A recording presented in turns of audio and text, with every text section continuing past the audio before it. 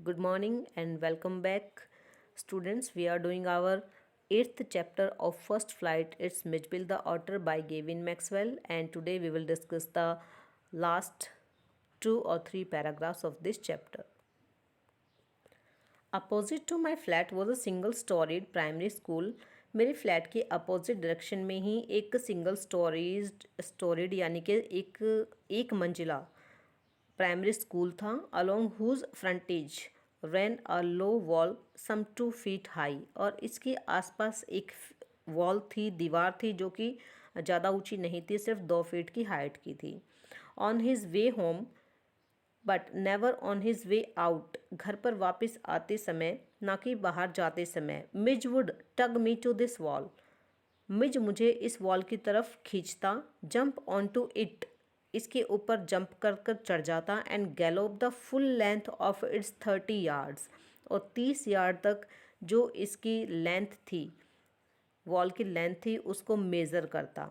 To the hopeless distractions both of peoples and the staff within, और school के अंदर जितने भी स्टाफ होता था और पीपल्स यानी कि स्टूडेंट्स होते थे, वो बड़े ही हैरानी से मिज को देखा करते थे। इट मीन्स वो क्यों उसको ऑथर को टग किया करता था, खींचा करता था, because he wanted to jump on the wall and run on it. And उसको देखकर सभी जो टीचर्स थे और स्टूडेंट्स थे वो काफ़ी ज़्यादा सरप्राइज्ड हो जाया करते थे। It is not, I suppose, in any way strange that the average Londoner should not recognize an author. ये मेरे लिए थोड़ा सा सोचना इम्पॉसिबल था कि लंदन में रहने वाले जितने भी लोग थे वो किसी ऑटर को नहीं पहचान पाएंगे, क्योंकि मोस्ट प्रोबेबली उन लोगों ने शायद किसी ऑटर को इससे पहले नहीं देखा था और उनको पता भी नहीं था कि ये एक वीज़ल है, स्क्वेरल है, कोई डॉग है, या फिर ये पर्टिकुलर एक ऑटर है। But the variety of guesses as to what kind of animal this might be came as a surprise to me.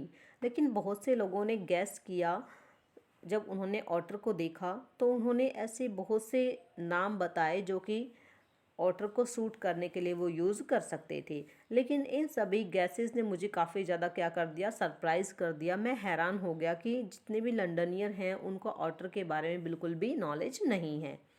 Otters belong to a comparatively small group of animals called mustelines. वैसे जो otters हैं वो animals के एक छोटे से group से belong करते हैं और एनिमल्स के उस ग्रुप को मस्टलिन्स कहा जाता है। Shared by the badger, mongoose, weasel, stoat, mink and others. और इस छोटे से ग्रुप के अंदर बहुत से एनिमल्स का नाम लिया जा सकता है, like badger, mongoose, weasel, stoat, mink and others. ये जितने भी एनिमल्स हैं ये ऑटर्स के जैसे ही मिलते जुलते होते हैं। I faced a continuous barrage of conjectural questions that spread all the mustlines were the author. अब I faced a continuous barrage means bombard questions, यानी कि बिल्कुल हैरान कर देने वाले क्वेश्चंस लोगों ने किए। और उन सभी क्वेश्चंस ने क्या किया, उन सभी क्वेश्चंस ने मुझे काफ़ी ज़्यादा हैरान कर दिया कि लोगों ने हर एक एनिमल का नाम लिया लेकिन उन्होंने ओटर का नाम नहीं लिया। So I faced a continuous barrage of conjectural questions that spread all the mustlines were the order. मैंने ऐसे बहुत से कॉन्टिन्यूस और बॉम्बार्ड हैरान कर देने वाले क्वेश्चंस को सहन किया जो कि लोगों ने ऑर्डर के बारे में बताए। तो उन्होंने इन क्वेश्चन के रिगार्डिंग क्या किया, इन क्वेश्चंस को पूछकर मुझे थोड़ा सा कंफ्यूज भी कर दिया कि मेरे पास एक्चुअल में है क्या, वो ऑर्डर है भी या फिर नहीं है। मुझे कंफ्यूज करने के लिए बहुत सारे गैसेज उन्होंने दिए और इन गैसेज को लेकर ही उन्होंने काफ़ी ज़्यादा क्वेश्चंस मुझसे किए। More random guesses hit on a baby seal, किसी किसी पर्सन ने इसको एक बेबी सील कहकर पुकारा। एंड स्क्वेरल, किसी ने क्वेश्चन किया कि क्या यह एक स्क्वेरल है। इज़ दैट अ वॉलरस, किसने कहा कि क्या यह एक वॉलरस है या समुद्री घोड़े के जैसा मिलता जुलता कोई एनिमल है।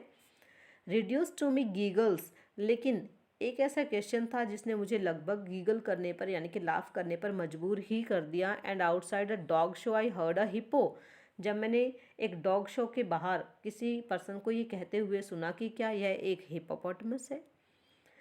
अ बीवर, अ बियर कब, अ लिपर्ड, वन अपेरेंटली। किसने इसको बीवर कहकर बुलाया, किसने इसको बियर कब कहकर बुलाया और किसने इसको एक लीपर्ड भी कहा। तो इस तरह के जब क्वेश्चंस मैंने सुने तो मुझे काफ़ी ज़्यादा हंसी आई। And that had changed its spots and a brontosaurus. और इसके बाद इन सब से अलग एक क्वेश्चन मुझे सुनने को मिला जिस चीज़ ने मुझे हंसने पर बहुत ज़्यादा क्या कर दिया, मजबूर कर दिया।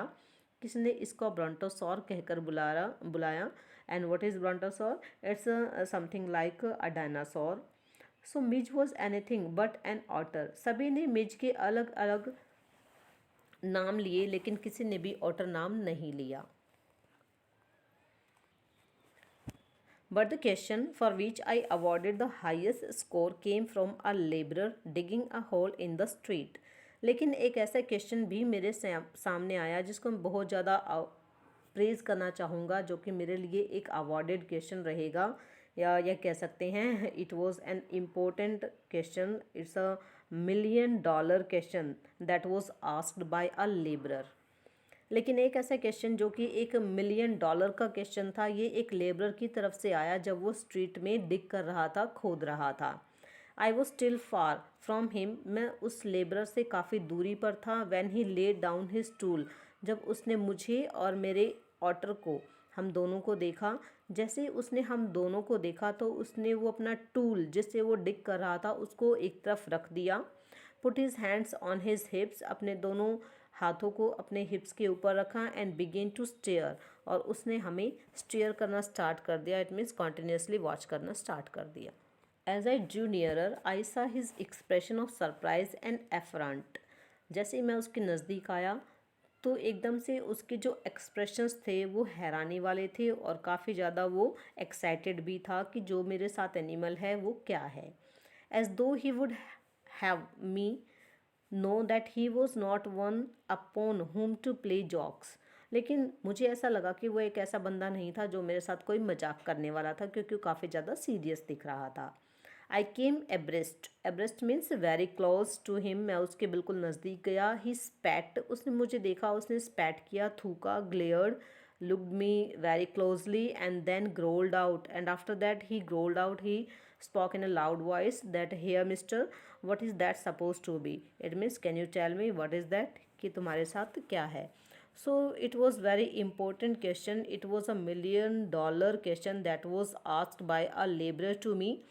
And उसने मुझसे पूछा कि क्या आप मुझे बता सकते हैं कि ये तुम्हारे साथ क्या है। इट मीन्स लंदन में रहने वाले जितने भी लोग हैं, लंडनियर्स को ऑटर के बारे में नॉलेज नहीं थी और वो उसको रिकग्नाइज भी नहीं कर पा रहे थे।